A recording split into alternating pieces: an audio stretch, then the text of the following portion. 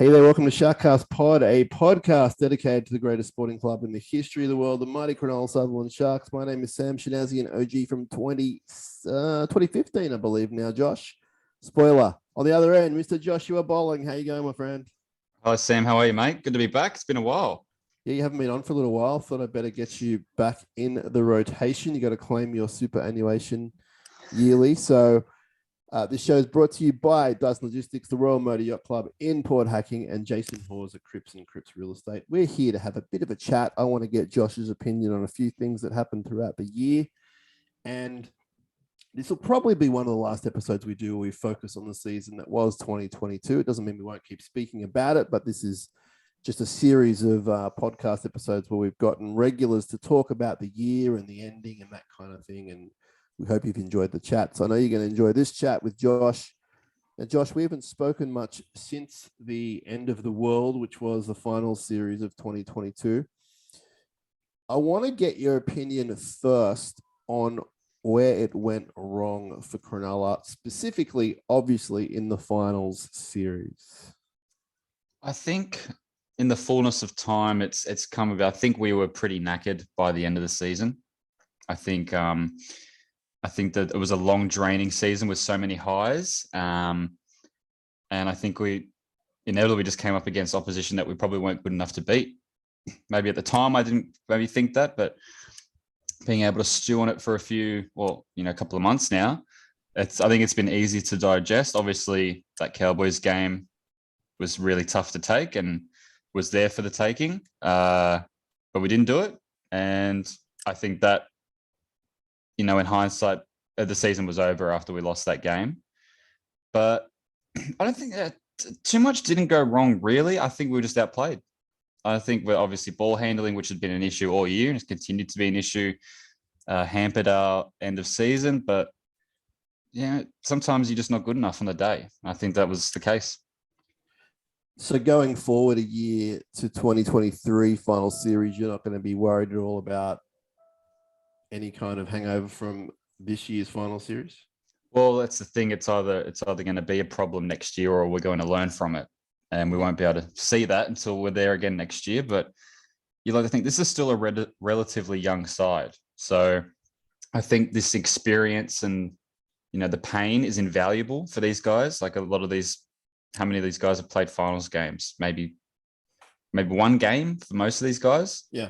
So I think it's invaluable. They played a really tough, exhilarating finals game against the Cowboys, in which I think you learn a lot from losses sometimes more than you do from wins. I know that sucks to say because we'd all rather win, but Nico Hines in his first year as a seven, only probably 50 odd games in his career, would have learned so much out of the season and how to win finals games. I think he's someone that you can really lean on to probably learn from the mistakes more than anyone. How did you find your experience at Shark Park for week one of the finals? Honestly, I had an incredible time. I thought it was amazing. I had no issues. Getting into the ground was fine. Getting drinks was fine. My view was great. There was a packed crowd, probably the loudest I reckon I've ever heard that stadium in my life. It was so much fun, even up to losing the game. I just haven't really experienced anything like that before at that stadium. So I had an absolute ball, and I hope we can do it again next year with more people. It's strange you say that it's the loudest experience, because I agree with you. Yet there was, close to half the capacity, historically speaking, throughout the years. I mean, we've had 20,000 in there in previous years, right? And we had, maybe 13, was it? I think fully sold out, give or take. And but some of those tries we were scoring and when we were behind and the boos and the jeering and everything was just amplified. And I think it all plays its part. And, we had a great year. We had a team that everyone was behind. We all love all the players and, what was at stake.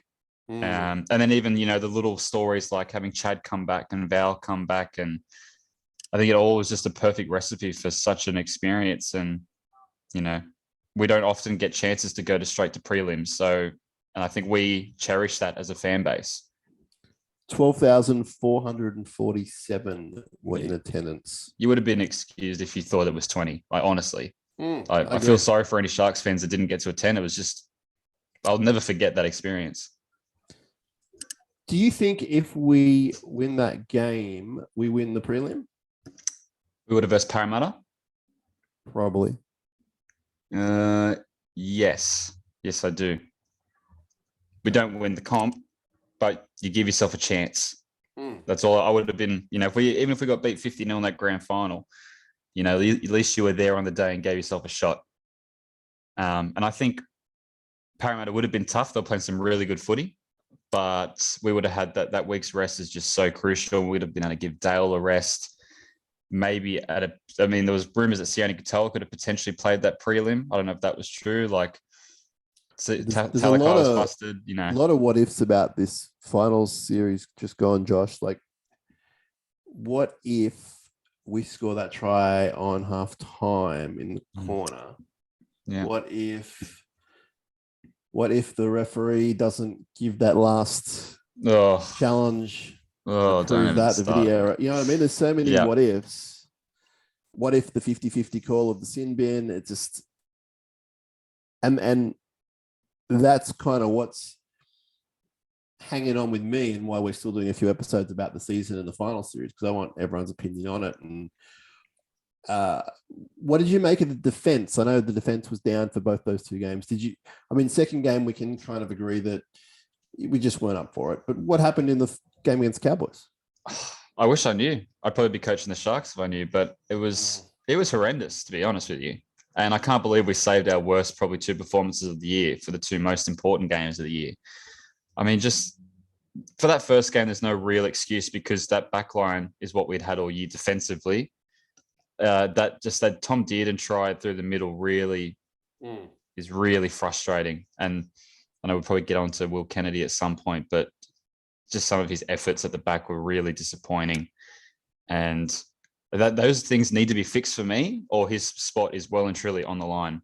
So just on that, and we will get to him, let's not forget he was last man in defense of that horrendous defensive line. Yeah. Like the guy went through 3 guys before. Yeah. I think that it's been a while. I've really found it tough to rewatch that game, but Wade Graham and someone else got in the way of each other going for that cover tackle. And that was Kennedy and Wade in cover, and it was the big boppers in the middle who missed the initial ones. And Nico comes in for a weird defensive read, and Val kind of takes him out, and we all thought it was a Shepherd in the live instance. Yeah, and it wasn't. But yeah, it was just a very weird read from a whole bunch of players. And that's a one-off. That's when I say that's fine, I mean that's fine in a general scheme. We don't really do that every week. Yeah. In this game, they did it 3 or 4 times, and it cost them. I mean, even that first try under the sticks with Gilbert, just someone's got to get up there and put a hand on it, get it. Do you think that's Will having 5, 6, 7 weeks off, whatever he had off? Because that was a miscommunication between him and Nico. Yeah. Is that just he wasn't match ready in that instance? Match fitness is different to effort and body on the line, and I don't give that an excuse as to effort. If he was not ready and his ankle was hurting, different story, or if confidence is low, but you got to get up there and have a crack. You can't let a front rower jump over you and score under the sticks in the first 10 minutes, that, and obviously the first try in the Souths game were just indicators that it wasn't the same team that had performed all year. Obviously, the Souths game was more dramatic than the Cowboys one because the Sharks then put on a whole bunch of points and they were in it right till the end, obviously. Yeah. But yeah, I'm interested to see what happens next year with things involving those 2 games. So whether it's fullback position, defensive line, big boppers in the middle, and then when they get to the finals next year, how they experience it, how they improve on all that. Because I'm not going to be out there going, what if, and they mucked up last year, so they will this year. But there'll be a lot of media speculation, I think, on them because of that, like straight out in 2 sets. So, and that's not That's a good thing. I think it's a good thing. Yeah, go on. I think putting the pressure on the players like that, it's like, oh, are they going to do it again? Are they going to wilter out? I think that's only positive. Well, I don't think that's going to impact the players that much, but just from a club point of view, we don't want to be seen like that. That's not how we see them. And so I think it'll be important that first game to really just knock it out of the park. Yeah. I mean, obviously we have to make the finals next year. Anything can happen. I mean, but come on, Josh. I'd like to think that if we are there again, that those kind of performances, even if we still lose, we will not play like that again. You don't finish second and then not make the finals the next year. So I'm just letting you know now. I know. We're going to make the finals. I'm just. It wasn't a fluke. No, absolutely wasn't a fluke. And people can say what they like about it, soft draws and a fairly weak competition, but we still had to win the games. And I don't care what anyone says. If I would beat the Bulldogs, 25 times in a row if it means we get to the finals. And like, I don't give a stuff how we make it, to be fair. You win, I win. I want to win every game we play every year. And I don't care who it's against. I don't care how we get there. I don't care if we have to verse, the bottom 8 2 times. Well, just looking at our run now, we beat Parramatta at home. We beat Manly twice, who we never beat even once in a year. Won both derbies. Went on a run of beating Melbourne, the Cowboys, and Souths, losing to Penrith in between. Won at Brookie, as I said. I mean, there's still good wins. Exactly. I mean, and yes, maybe these teams weren't exactly top 8 teams, but sometimes at the time we played them, they were in the top 8. Sure. Obviously, in the fullness of a season that, changes, but, you still got to play well in the NRL to win games. This isn't, the Premier League. Like, this is a tough competition, and on their day, any team can beat anyone. That's why it's such a good comp. But, look at who they lost to. Sorry to interrupt. Look who they lost to. They lost to Canberra twice, which really winnable games. They lost to the Broncos, which is a winnable game. Twice, wasn't that? Or was that only once? Broncos just the once when they were all a bit sick. So, and we only lost 8 matches. So, as strange as it is to say, there's improvement there next year. I'm not saying we're going to have the same draw. Obviously, we won't. But based on what we did this year, if you take out those losses and turn them into wins, I mean, I don't know if it's minor premiership territory with Penrith being one of the 5 best teams of all time, but they deserve to finish second. And let's be fair, we weren't as injury ravaged as some sides were, but we had a lot of crucial injuries at crucial times this year. We lost Kennedy. Whether he was playing well or not, he's part of the structure, and we lost him for 6 weeks. We lost Toby Ruder for 4 or 5 weeks. We lost Sione Katoa, who was flying at the time. There's a massive restructure in our back line and defensively. Moylan missed a couple of games. Royce Hunt, Graham, Finucane was playing busted. There was always something going on with that back line. Yep. Whether it was a star player or maybe the least recognized player, there was always something. There was always an adjustment in that back line. And yeah, all the teams go through it, but people can't say that we, didn't cop injuries. I feel like that always gets left out in discussion with us. And not that I don't care what people say about us. I mean, I know what I know about this club, and I think I'm a pretty fair judge. Yeah. But we had some pretty, hefty injury. We had Cam McInnes coming off an ACL. And they always say, the NRL physios always said, it takes that second year coming back is always when you get back to your best. Wilton, this is a big thing for the structure of the side really changed when Fitzgibbon put Wade Graham in over Teague Wilton. And I think that really messed with the side because we were humming with Wilton out there, and he was having a great season. And I think it affected his performances coming on as an impact second row, which he's not. That guy, he's an 80-minute player. His consistency is his strength, and we took that away from him. And we lost Braden Hammy-Newelly again. He was our best forward before he got injured, and he never quite got back there again, not for no fault of his own. We had Nakora, who had an up and down season, finished strongly to his credit, but he was up and down all year. Blake Brayley started on fire. I think he, struggled end of season, and I think we probably need to see a bit more from him. Like we only had probably 3 or 4 players that were consistently outstanding all year, which is probably 2 players short. In my view, you need probably 5 or 6 that are consistently outstanding. You can carry the rest of the squad. Who have you got in that category aside from Nico Hines? So I have Nico Hines, I have Ronaldo, and I have Cam McInnes. And I'd probably throw in maybe Siffer at 4th. His consistency. I don't care what anyone says on the internet about how we had one good game.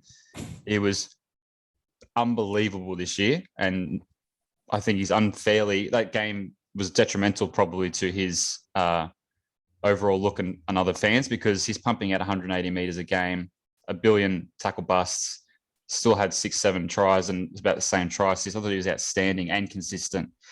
And we missed him, obviously, in that Souths game. But McInnes, Ronaldo, and Nico, I thought were unbelievable. I thought they had such great seasons. And I think McInnes really goes underrated still for the work he did coming off that ACL, like I said. Just the smallest dude ever and just the heart of the lion. I love him. Do you think next year the coach will look to do things differently, or will it be do what we did this year, but do it at a higher level? Because obviously the handling can improve. Yeah. And when I ask that question, I'm talking, do you think we'll see Blake Brayley play less minutes? Do you think that McInnes will somehow start? Do you think Teague will start? Like, what are your thoughts on that kind of thing? Like, will he go about business the same way? Because it's pretty much the same squad. Yeah. I think if you're asking me what I would do, or you're asking me what Fitz would do, what would he do? I think he'll start with Graham still. I think he'll start him there. But I believe that he won't finish the season starting. If we sign him, obviously, we still haven't confirmed that. Mm-hmm. I think that, again, I think he'll start very similarly. And if things aren't changing or if things aren't going, I don't think Fitz is afraid to make those changes. He has some big decisions to make in whether he keeps Dale in 13 or he starts him in the front row, because I think we look our best when McInnes is on the field. And if we could somehow get close to 80 minutes out of him every week, I'd do it without burning him out. Our best football and our best defense is when McInnes is on the field. So I think he needs to be on there as long as possible. And I'd have him start. I don't know if Fitz will, but you've got to find a way to get him out there for as long as possible. And then you've got the dilemma of what do we do at the front row? Because we're going to have Kafusi there. We're going to have Jack Williams back from injury. And then you've got Toby, Royce, Ueli. And then if Dale's in that front row rotation, you can't fit them all in. Just got some big decisions to make. Just looking at Cam McInnes's bio as the minutes that he plays, I mean, he definitely became an 80-minute player. So I'm wondering if it was solely because he was coming back from injury that they did that. Because the only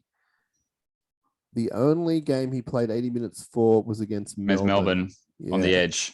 Yeah, it went close in a few other games, but I'm wondering if it was just a thing because he was so badly injured and the recovery, even though it was so great, as you said, it's a gradual process. I wonder if now he's had another off season and a full season, well, mostly full season. I wonder if he becomes an 80-minute player, because he definitely career-wise has done it.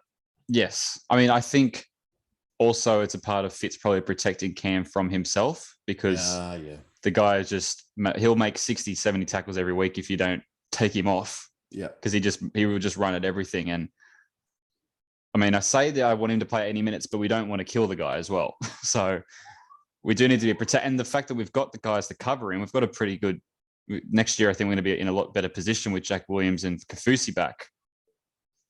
Yeah. Well, I guess part of the question is, does Blake still play 80 minutes? Because there is a belief that his attacking prowess is being stifled by the million tackles he's making per game. Yeah. Well, I guess that is the beauty of having McInnes there, is that if we want, we can still have McInnes on the field and still have we can bring him on to keep him in the middle and have a big bopper replace Blake. So you're getting bigger on the field. And so while McInnes still makes the tackles, he's getting a break in. He's getting a break attack. from attack. Yeah. And then that only needs to be a 10-minute stint. Can just give Blake a breather. But these are the things, you've got to weigh up a lot of options, obviously, and it's tricky because you're trying to manage the entire squad, and what you do with this can affect a lot of other pieces of the puzzle. Well, now I'm thinking about Blake, and he's still so young, and he does make, I think he made the second most tackles in the comp this year. He played every game, most of the minutes when he wasn't being sin bin. So that's got burnout written all over it. I'm not, it doesn't matter how good an athlete you are, that's going to burn you out at some point. So I think he's someone that needs to be managed. He signed a long-term deal, so it's in the club's best interest. So that could be something that we see moving forward, is what I'm putting to you. Well, whenever Blake wasn't on the field, McInnes was at hooker. So we know that is the option. It's not so it's not out of the realms of possibility. And whenever Blake got sin binned, McInnes was at hooker. So I don't see the issue with giving Blake 10, 15 minutes every now and then. It doesn't have to be every week. No. But I do think we need to really manage him because, like you said, he's 24 or 25. The guy could be toast by the time he's 30 if he does this for the next 5 years. Like the shoulders will just go.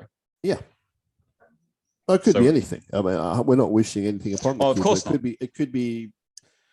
Anyway, yes. So that's one change we may see from the coach next year.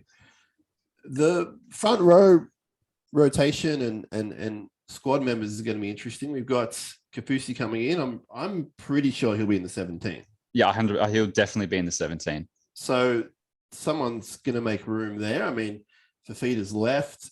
Tolman's left. But those guys weren't in the team every week. They played their games. You've got Jackie Williams coming back. There's going to be a nice number of guys available when they're all fit. Hopefully they're all fit at the same time. We didn't have that luxury this year, which I guess is the point of having so many middles in the team. But that's going to be a different change as well, having a fresh young forward like Kafusi in the fold. Yeah. I think to counter that, though, I mean, Tolman did play 21 games this year. Okay. So, but I say more or less he was there every week. Yeah. And I'm counting that as a spot open on the team. It's just now who starts and who, like Kafusi, I'm convinced will be a bench. He'll start on the bench. And then I'm convinced that Toby will start. And the rest I think are completely up for grabs. I don't think anyone has a lock on any other position. I think, but Toby and Kafusi are locks, and then McInnes and Dale are locks. Yep. And then it's now how do you fit, there's 4 or 5 guys there into probably 2 positions, maybe 3. Well, I mean, and let's not discount someone like Tommy Hazelton. Only played 1 game, but he's in the squad next year and he signed a new deal. Jesse Colquhoun, of course. So, I mean, maybe those 2 guys don't start at the same time in the week-to-week combat, but there's competition, which is good. I mean, it's good. It is good, but it's a balancing act of keeping people happy, keeping the squad engaged, fighting for positions, and then at the same time picking the best players. Because you look at the competition, say, between Hamlin Ueli and Royce Hunt, and you go, well, Ueli. But then you think about what Royce Hunt did this year. He was pretty consistent and he got better as the year went on. And he was probably in the last month or 6 weeks, our most dominant forward. Without question. I agree. So for me, he's not automatically being removed from the 17. Now it's going to depend on preseason and fitness and everything. I get all that. So I'm not necessarily putting him in my 17. But I think he's done enough in the season just gone where he's elevated himself into the top tier, whereas before he was, to be fair, middle or below. So yeah, that's an interesting one. Yep, all good.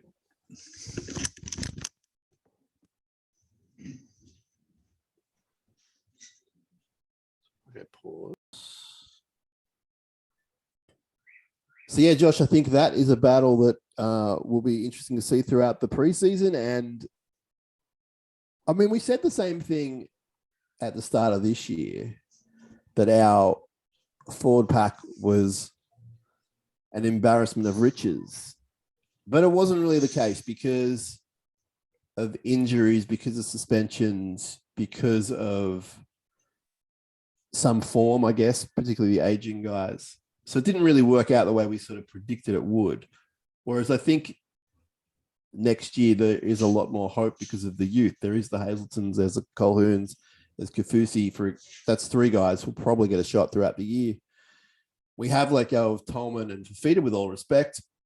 Wade's still hanging around, and we'll talk about that. But I think that we get Jack Williams back as well, so if he can find some sort of form from 2021, I think that's pretty good. It's a pretty good front row, and I do think we miss Jack Williams. His agileness, if that's a word, and he's quite, for how big he is. He's quite nimble and he's quite fast, and he gives you something different. Whereas I think our front row this year was very samey same. I think like Toby was an up and down, you need those kind of guys, but he's very up and down aggressive. Royce is a big dude, but laterally lacks a bit. And I think we needed someone like Jack to come on and change the game in the middle for us. So looking forward to like the youth. And the good thing about these years is that we're being successful and we're pumping experience into these guys. So like, your Blake Brayley's got another 20 odd games under his belt, and Royce Hunt's got 19 games, and they're good experiences too. And it's good experience. So you build that platform. You can't expect a side with, 10 guys that have 30 games to be great. But now all those guys have 50 games, or the guys who had 10 have mid 30s or high 40s. Like it's all, and the numbers count. I know it sounds just like silly stats, but these numbers of games played and experience is, it's so important in today's game. That's why this Panther side is so good, because they kept that core side of guys that were all, talented, no doubt, that they were inconsistent, and they're all 50 pluses now. Some of them into the early hundreds, and they're reaping the benefits of it. And I think we're on a similar trajectory. Dare I say it? You can say it. I just did. There you go. So I think we're on a very similar trajectory, and I think we've got the halfback to do it. I think we've got a forward pack with the potential to do it, and we definitely have the back line for it. All right, let's touch on those two things. Let's go to the halfback first. Exceeded all expectations, possibly even his own. Most consistent, best player in the comp is what we're calling it, because that's what he was awarded. Unlike any other year since possibly 1980, whenever they started giving out those awards. I love most things about the guy. My number one love for Nicho Hynes is his desire to do things. So whether it be win, whether it be set up a try, whether it be make a tackle, make a kick, the desire that he shows, the commitment he shows is extremely impressive to me. And I do love the fact that when it goes wrong, the head doesn't go down. I think that they're two great qualities in your leader, which is what he is. You need that. And aside from everything else, all the talent that he's got, but the fact that he's on a budget contract, and I say that with respect to the working class man and woman, but a budget price contract for 3 years, I'm sure that'll be upgraded pretty soon. But just a phenomenal season by a really, I guess, unique footballer. I tweeted about it when he won the Dally M, that I don't think I've ever loved a Cronulla Sharks player the way I adore this man. From top to bottom, from character to playing ability to leader, whatever you want to say about him. I just think he is everything I've ever wanted in a sportsman in my team. And I think we're absolutely privileged to have the guy on our side. And for him to be as talented, as good of a leader already. In fact, remember, he's got 61 appearances to his name, but you could probably count, 20, 30 of those off the bench. So really, he's still a rookie. and exceeded. I challenge anyone to say that they expected this. There's no way in my wildest dreams I thought we would have reached this level with him so quickly. Mm-hmm. At halfback as well. I had him penciled in, nailed on for a number 6 spot, potentially even 1 before a 7. And I can't really knock the guy. Maybe if I was going to absolute nitpick, the only thing that really frustrates me, Nico, is the holding down and tackles. And that's really it. Yeah. Everything else about his game is just great. Do you think, based on what we saw, and I know it's a silly question, I'm just going to ask it, do you think there is any chance he'll start anywhere else for us other than 7? Unless it was major injury crisis, I don't think you can move him now, especially after the way he played that fullback against Canberra. Yeah. I think Fitz learned from that. And I think because you saw Fitz put Blocky back there ahead of him, and he probably put even someone like Ronaldo back there, I reckon, now before he put Nico. He just controls too much. He's too in charge at number 7. Yeah. And I think the fact that we've got our 7 locked up for 3 years and hopefully a whole lot longer, that's one of the biggest pieces of the puzzle. You know, you can go on about your fullbacks and go on about your hookers or whatever, but your 7 is who you need. It all, look at Penrith. It all revolves around number 7. And if you've got a good one, which we do, you hang on to him. And I'm excited by what the future brings for him and the club. It's going to be interesting to see what happens with a halves partner. I mean, Moylan's on around 400,000 a year, which is not a lot of money in the scheme of things for that position. No. But if you go with my way of thinking that as it stands, and there's a lot of time between, but as it stands, I would probably have Cade Dykes penciled in for number 6 in 2 years. His contract will be around the same, you would think. Now, a Dolphins or a Tigers or whoever might come along and go, Cade, look, here's 650. Come over here. But, family history, Fitzgibbon factor. We're leaning on the fact that, I mean, he signed a new deal anyway, but I'm talking long term. Mm. I think that Nico's contract's going to go through the roof. I don't think it'll necessarily be record breaking like the media want you to believe, because I think he will take a hit for the team. He knows that if he takes all the money, he's going to have an average team around him, and he's not going to achieve much. But the guy obviously deserves a raise. And I think that's what you might see. You might see a Dykes come in on average money next to him, and that'll counter, that'll counter the big money that Nico will be getting in a few years' time, because Nico will be, we will be fighting for him in a sense. I think that there's no battle. I think he's just going to stay. But there will be talks with other clubs who are going to offer him a lot of money, but they can't offer him what he has now, and that's the happiness that he has now. So extremely good purchase and remarkable season from Nico Hind. There's no reason to say he won't have better years and years to come. You mentioned the back line before, Josh. A bunch of them are off contract in about, what's the date? Well, in less than a week, they're off contract in a sense. Other clubs can come talk to them. Ronaldo, I believe, is the only one that's re-signed, which is great. I'm sure they're all in talks with the club now. Are we losing anyone? Who are we losing? Who would you keep? Who would you let go? I would make sure that Ronaldo is number 1, which we've done. So that's a big tick. That was my big target. I would make sure that Jesse's probably number 2. Mm-hmm. I think he's probably crucially had a really good season. Obviously, the kind of player Jesse is, you've got to expect some of the up and downs. You had a good season though. You take those hits of his brain explosions for what he can give you in defense and attack. Then I don't know if this might be controversial, but then I got Sione Katoa. I think he's so important. I love Sione, and I think you get something out of him that you don't get a lot from wingers. We get the acrobatic finishes. He's a good finisher in general. He's got natural instincts that you can't teach. And I think progressively we've seen him get better with the other parts of his game, like his ball handling, his decision making, his defense, and his strength. And his run meters, I think you would see, have steadily improved every year, and he's running harder than he ever has.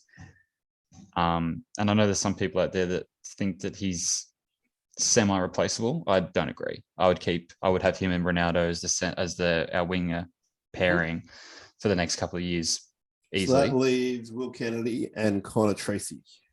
Connor, I'd keep around purely just for his utility value, but I would try and have him not starting as often as possible. But I think he's such a good squad player. So does that mean he's 18th man, or what are we saying there? I think, yeah, but I think throughout the course of a season, you'd end up getting 12 games anyway, just from the nature of, injuries and origins and what have you, and suspensions. So I think he's valuable there, and I think he could probably get a better contract somewhere else and start every week. And I wouldn't hold that against him at all, but I would still keep him. And if someone came along and wanted Will Kennedy, I'd let him go. And is Lockie Miller your replacement, or who's for replacing? now? If it would be like a 1 to 2 year window, and then I'd go for someone big. Okay. If you could keep them all, would you keep them all? Or with Will, you're sort of indifferent? I'm really that last couple of weeks, and even Will's year this year really, tainted his abilities for me. Last year, I couldn't have sung his praises high. I thought he was our best player. And I don't know if there was a confidence issue, if there was injuries, or maybe writing off that last year a bit too much, but he really let me down. And it's maybe I'm being unfair on that. But I'm willing to give him one more chance. And when I say one more chance, I mean one more year. Yeah. If next year things stay the same, I'd let him go. Unfortunately, though, Josh, the contract's up for renewal from a week's time. So you might need to make the call without giving him that year. Because I don't think, if I'm his manager, I'm probably not signing on for 1 year. No. And nor would I want him to probably do that. I guess I'm just talking. I know what you're saying. I agree. I'm just mucking around with you. But I agree. I'm someone who, I think he had a better year than what you're saying. But I'm someone that definitely wanted more out of him, but I'm also willing to give him another season because stuff happens. It was a very weird year for him anyway, and maybe he just needs that stability of week in, week out. I kind of had that feeling when he came back in the finals that he wasn't there. He wasn't all there for me. No, before that, Josh, I just had that feeling that he's the sort of player, and I mentioned it a few times in the pod. He's just the sort of player that needs some time to play. Like, there are guys you can throw back in, but I don't think he's at that stage in his career where you can just throw him back in. And I'm not saying it was proven, but that was the vibe I had, and that's what I kind of saw with the. I think it was proven. Timing and well, sure, but I'm saying that was one of the big reasons. Like other people would say, sure, he's rubbish or whatever. I'm saying, I really do think out of all the guys, like with Dale Finucane, he played injured throughout those 2 games, and you saw it. Yeah.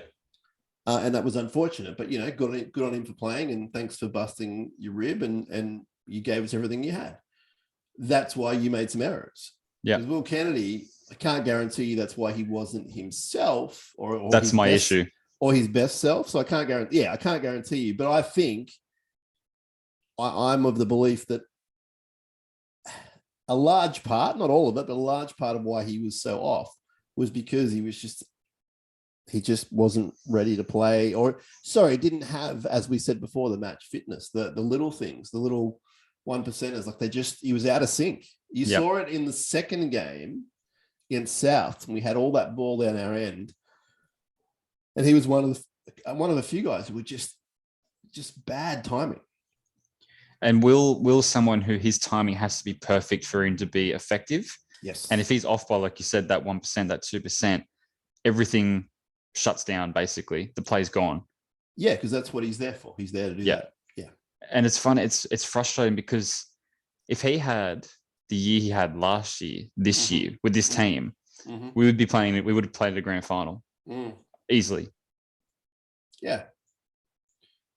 And I think that the coach sees what we see. I think that he sees that he needs to fix his last line of defense. Like, okay, you're not going to stop every try, but, you know, you need to stop a few of them. I'm not even asking him to stop them. Just have a go. That was what really, you know, it looked like he was an under sixes guy with, you know, some kid that's twice the size of him running at him, getting out of the way. That's what it felt like. Yeah. Yeah, sure. That was my issue. Sure. I don't care if he gets run over. Get run over. Just have a crack and I can live with that. Yeah. Yeah, that's fair.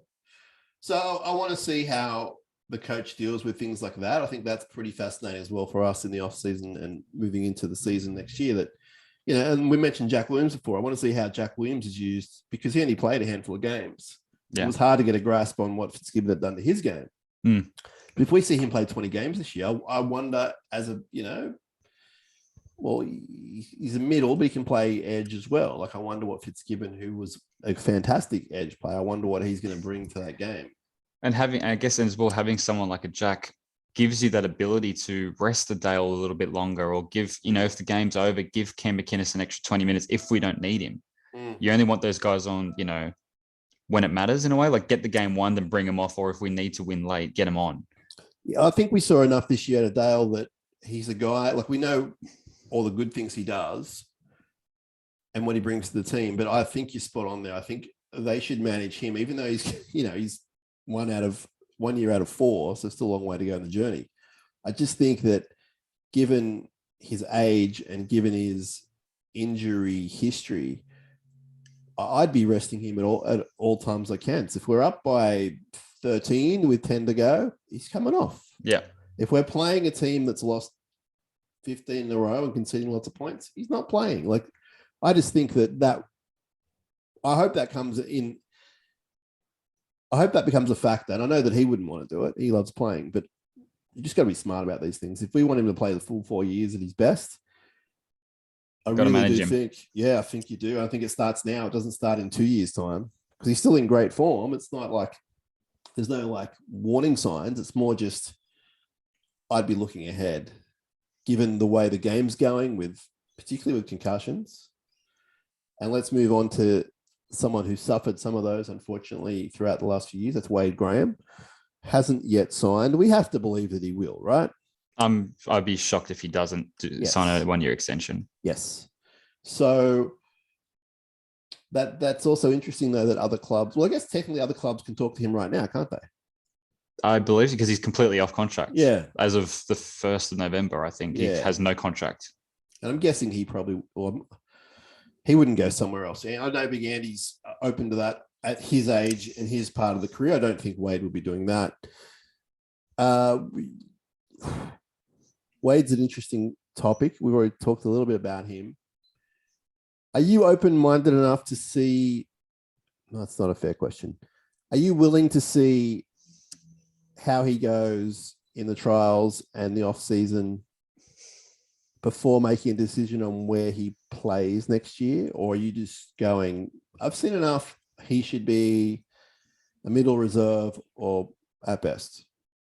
I don't know if it's because I've been far removed from footy for a couple of months now, and I've softened post-season, but maybe I am willing only because, and my bias is because I love Wade so much. He's a top 5 Shark.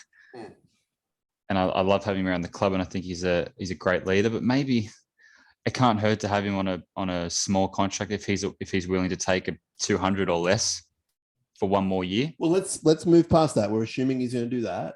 Okay. I'm saying to you, are you willing to see where he's going to start next year? Or have you got him just either on the bench or not starting? Not starting. And that's where you're standing right now? And that's where I stand right now, yeah. Okay. I have to have Wilson start on that edge or even Talakai. And what about bench? Maybe. My issue is that we have already too many bench options. We discussed before, we already have too many people and someone good is going to miss out. And I'd rather one of those guys still ahead of Wade.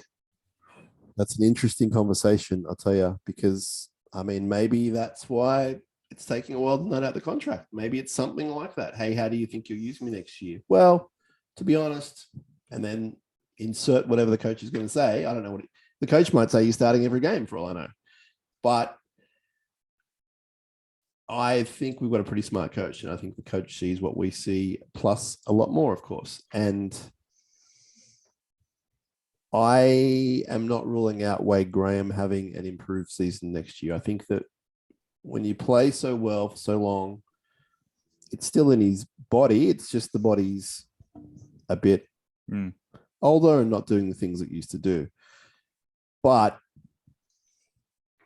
there might be a different way for him to play, a different style, a different position, a different role in the team. And if he has a breakout year doing that, then we'll all be like, wow, we're so glad that he stuck around. Well, what would you do? Well, if you asked the same question for myself, what would you do?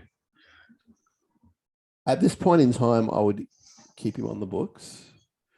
And I think that I would, it's something that's been spoken about by many others. I would go down the Andrew Fafita route, and I would be like, we're going to manage, like what we were saying before about Dale, we're going to manage your body.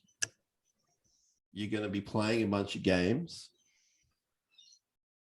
You're going to be coming off the bench, and you'll probably play a middle role forward. Now, you might not be a battering ram in the same way that the other guys are.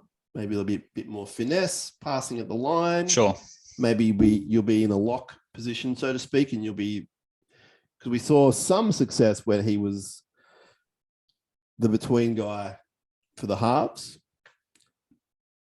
And we go with that, see how the season goes. When there's injuries, you come on in. When there's rep footy, you come on in. And so you're an integral part. You're still club captain. Yeah. We're not taking that away from you. And whenever you play your captain.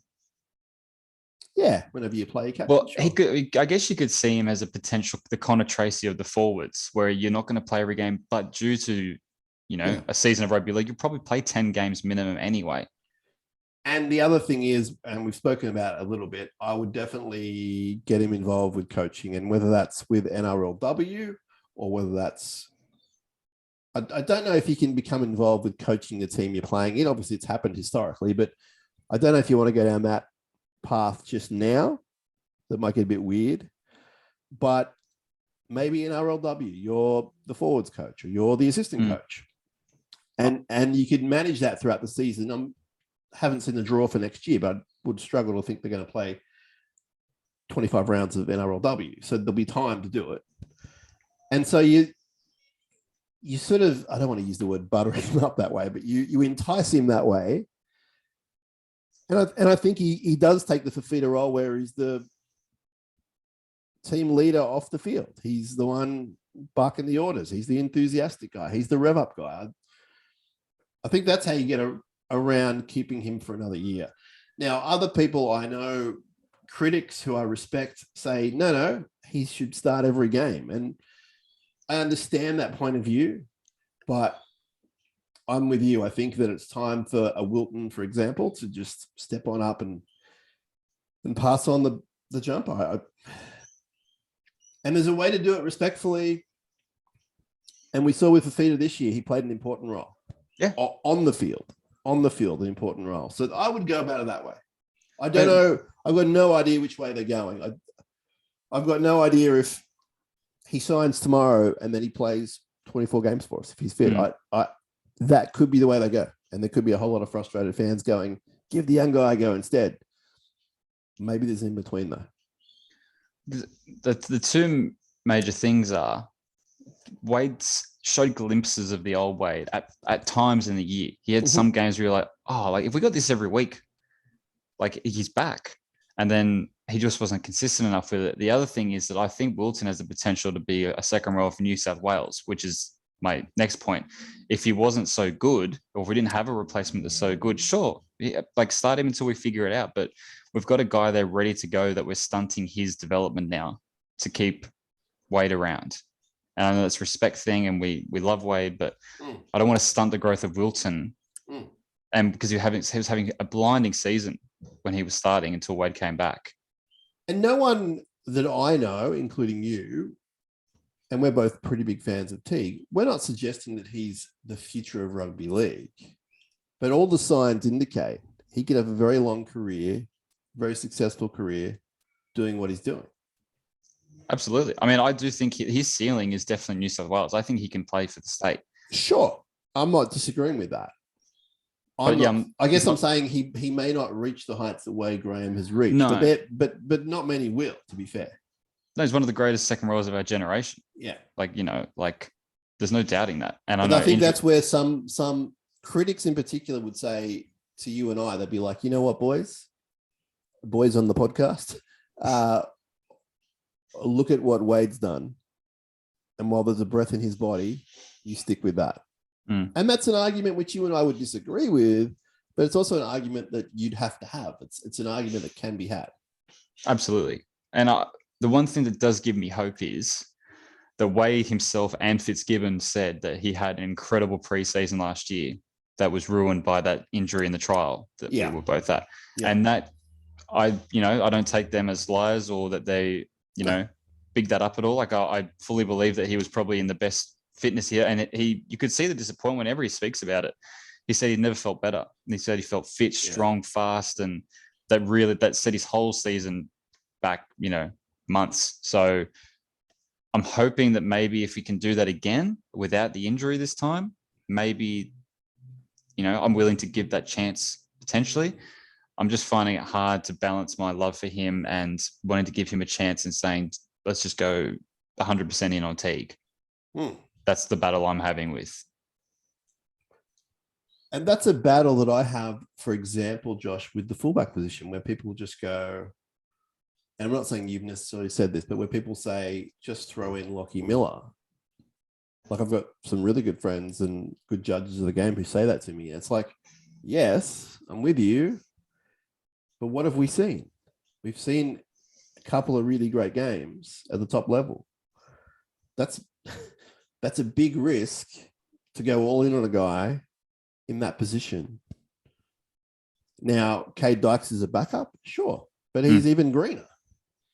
And I'm not saying that's why you keep Will Kennedy. I mean, it's a reason to keep him.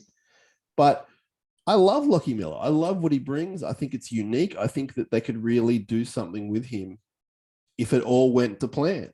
Mm-hmm. And I get that any position's risky. The whole game is risk. I get that. But I do remain undecided about what to do in the fullback position in this instance because it's just such a big gamble. It's a massive call. And to be fair, I think Fitz Kennedy starts round 1 next year, pending fitness. Like I don't think there's any question about that, but I don't think the spots is nailed down as it was potentially the start of this year. Mm-hmm. And I think in hindsight, I would love to go back and see how that Cowboys game plays out with Lockie Miller at fullback. Because, and I'm not, superstitious or anything, but I think we probably win with Lockie at the back. So if all he's got to do is catch that first ball. He's got to catch that first ball and make one tackle. Yeah. And just sorry to go back to that game, but I wanted to ask you about this. Please. In hindsight, in the fullness of time, with Connor taking out Val for that penalty, or for the penalty and the sin bin, do you just let him score that try? If I have a choice? Yes. Do you let him score the try and we play with 13 men and there's still 2 points behind? You've stumped me here, Josh. I didn't want him to be within a 1 scoring opportunity. I thought when we had that gap with 13 players on the field, we had the game won. Yeah. So with 8 to go, up by 8, we won. That was it. We were going to win. We weren't going to lose. Yeah. The freakiness that went on ensured that we did. I'd prefer not to let him score. I think that there's a lot of time left if he scores then. There's 7 minutes left. But we keep 13 on the field. We do. And we were going pretty well at that point. You're leading that way, I'm guessing? I am. I've thought about it so much. I think I dreamed about it once. Well, we did have, for the most part, very resilient online defense. So sure, I could see why you'd go that way. I don't know if my head at the moment is wide enough to think about that sort of thing, but you're a bit out there, Josh. We've received a lot of lovely mail from people, Josh, which we won't get into necessarily now, Mhm. and a lot of it's just saying, hey, thanks for the pod, which we appreciate. There is one from Wade here that I wanted to bring up. And Wade says, are you hoping on November 1st, the Sharks announce the signing of Bronson Sherry? I know I sure would. There's a center spot there, and I'd love to see him get another go. That's from Wade. And I replied, I'm not sure, Wade, but great topic for the next episode. So what do you think about that scenario? I'm a resounding no, thank you. Go on, elaborate. Respectfully elaborate. Respectfully, and without getting in too much trouble. Yeah, I don't think we need that shadow cast over the club. I think we're in such a good spot at the moment, and we have a team full of likable. But we've never been more liked in our lives potentially as a club. You know, we used to be hated, and I don't think we need that. And the media storm that would follow. I also don't know how someone goes after being out of the game for 4 years, and the size of the man. I mean, has he stopped taking? Well, we're going to say that he has, just for legal reasons. Okay. Yeah, I'm sure he has. I don't want it. I, as a human being, I'm going to hope that he doesn't do that stuff anymore. And I've got to think that whether it's him or someone in his camp, and don't reply, Josh, but someone in his camp would say to him, you got to be clean from here on out. So, yeah. And he's obviously going to be heavily tested. Yes. Yeah. I think more than anyone. So I'm with you for that reason only. I will say, first off, I think that there's nothing wrong with giving some people, not, obviously you can't excuse everyone in the world before they do, but some people second chances. And I think in this instance, I have no problem with someone giving him a second chance. It's not the crime of the century. I think that we probably could do with some reassurance in the centers. I do love the way the kid played, and there's an ED on the end of the word play because he hasn't played for a long time. And I was a huge fan of what he did, actually. But we have come so far, Josh, as you said. Everything's rosy. Everything's got to stay rosy for this team to really achieve what they want to achieve on and off the field. And I think just, we're not going to get into it, but just other circumstances around Bronson, and I guess the way that he kind of represents himself, I just think, you might want to avoid that. Now, he might have an interview with the coach, and the coach might see this new person that we haven't seen, and he might give him a chance. I'm of the opinion that it'll be a no from all parties at Cronulla, just based on what we've talked about on being blemish free. Thanks, but no thanks sort of thing. Yeah. Maybe let's see how you go with your next contract, and then who knows? Go to the Tigers and build your career back. Go somewhere there you can. Oh, look, he's going to get a deal. I don't know if he's going to be starting week 1, but he's going to get a deal, and good luck to the guy. I've got nothing against him. Let me in the club, not me in the club. Let me down, let the club down. But as I said, I've very much moved past any kind of negative feelings towards the guy. And in truth, if he goes and kills it, well, then I have nothing against that either. So, no. Good question from Wade, though, and it's topical, that's for sure. And it's going to be interesting to see who goes for him. Like, you know what? What if he goes down to Melbourne? Like, that's just that'd be the best thing for him. Yeah, Bellamy. Sky's the limit, man. I also just think that I do have a bit of a bitter taste in my mouth because I'm convinced he was going to leave us for the Roosters anyway, if had everything not gone down. Don't start that propaganda. His best mate was only there for a year anyway. That's the only reason he was going.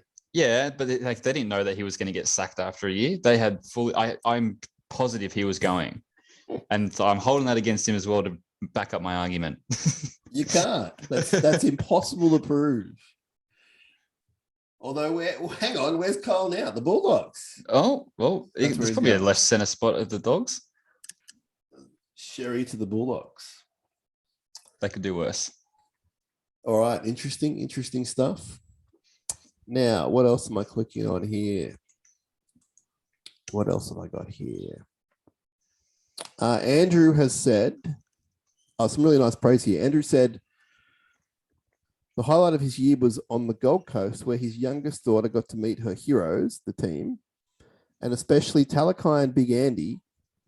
She was super shy, but the boys were wonderful, and they had a very, very good time on the Gold Coast with the club in general. I think there might have been a fan day or something. So, Andrew, thanks for that feedback. We'll pass that on to the club and to the lads themselves, because it's always nice to hear back that kind of thing.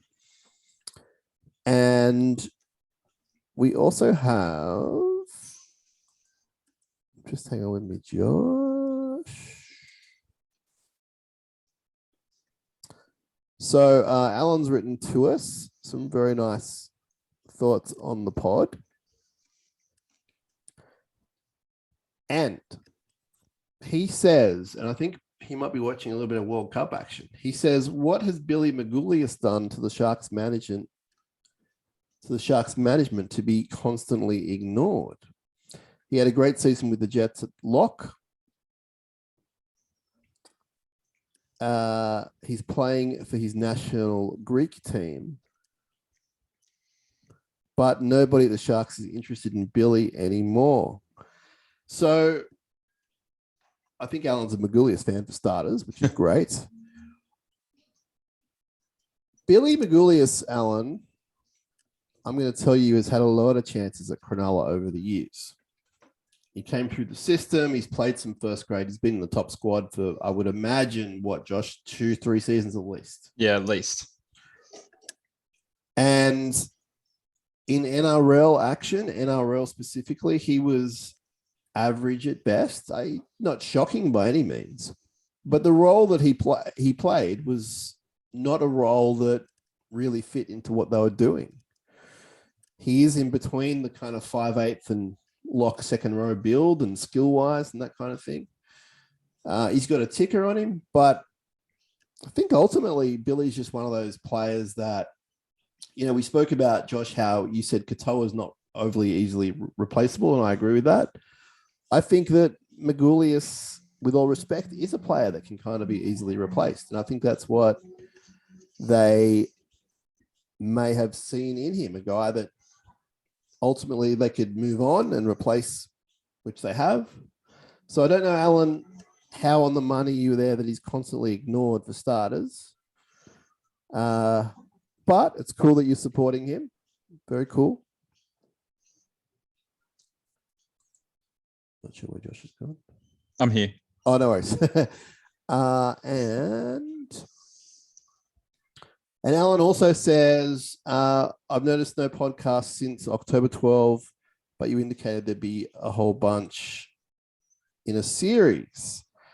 As I've mentioned previously, we look forward to your guests' views and comments awaiting your next posting. That's from Alan. So appreciate that, Alan. Appreciate the support. I did write back to you and explain what's going on, but yeah, we're not necessarily on a weekly basis here at SharkCast in the off season. Definitely when we can, we will. When there's more than enough content around, we will. We're definitely going to interview some people throughout the off season, so stick with us. I can't guarantee it's going to drop every Wednesday or Thursday, but appreciate your support. Josh, is there anything else you would like to talk about Shark wise? Anything we're leaving out? Just go give me this is going to be a real random one. Give me a finish for next year, just add a little bit off the top of your head. Mm-hmm. I think we finished top 4. I can't guarantee you second or first, but I think we finished top 4. I'm probably leaning towards third or fourth. I don't think we step backwards too much. I really don't. There'd be no reason to do that, particularly if we're saying that the finals was due to tiredness from the Cowboys game and just being beaten by the better team on the day. I don't see us stepping back from that. I think we learned from that. I think that we'll have as good, if not more, competition for spots. And I think that could lead to some players being rested, playing less minutes, which ultimately will help them towards the back end of the season. And I think the biggest thing, Josh, is the coach. I think, and it's no secret, I'm a huge fan of what he's done for the club. And I think that he'll only get better. I don't think he's going to step backwards. He's going to keep learning. I mean, you saw every press conference where he he definitely wasn't deer in the headlights, but he was sort of very wide-eyed about the game and the game in general and what's going on. And he was a deep thinker in the game. And he said it. He said, look, I don't have all the answers right now. I'm a rookie coach. It's my first year at the club, getting to know everyone. And I think that that's only going to improve. I did speak to a few people at the club.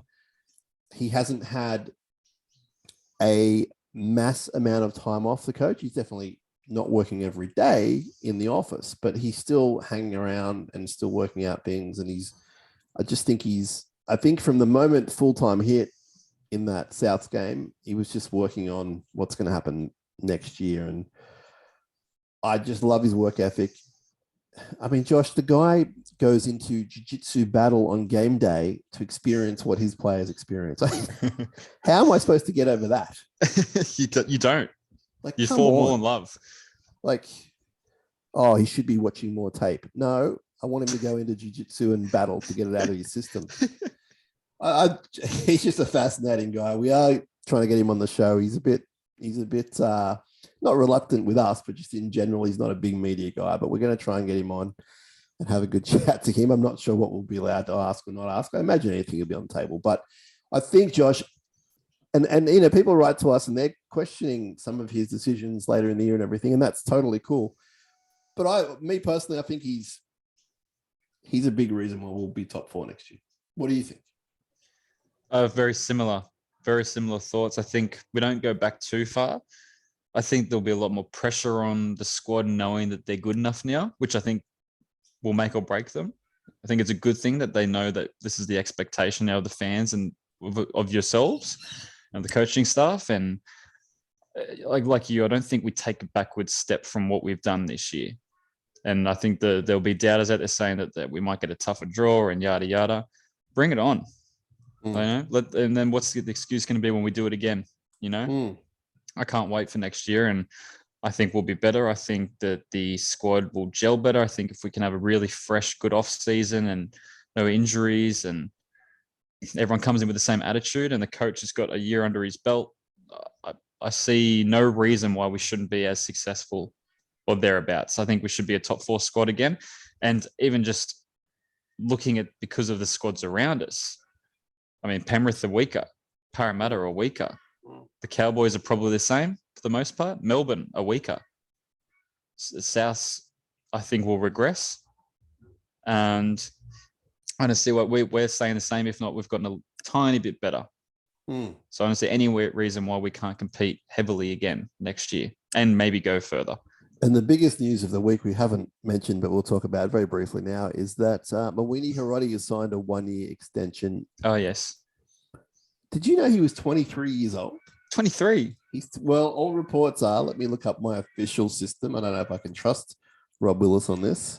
I'm shocked by that. He's been around for years. Well, seemingly. Let's click on him. Mawini Hiroti, 23 years old and 233 days. So, debuted in 2018. He's played 23 NRL matches over 5. So he's had 5 seasons of NRL. It was about, 18 or 19 when he debuted? Yeah. Wow. Debuted at Suncorp Stadium for South Sydney. So I think, look, we're not making a light of Mawini.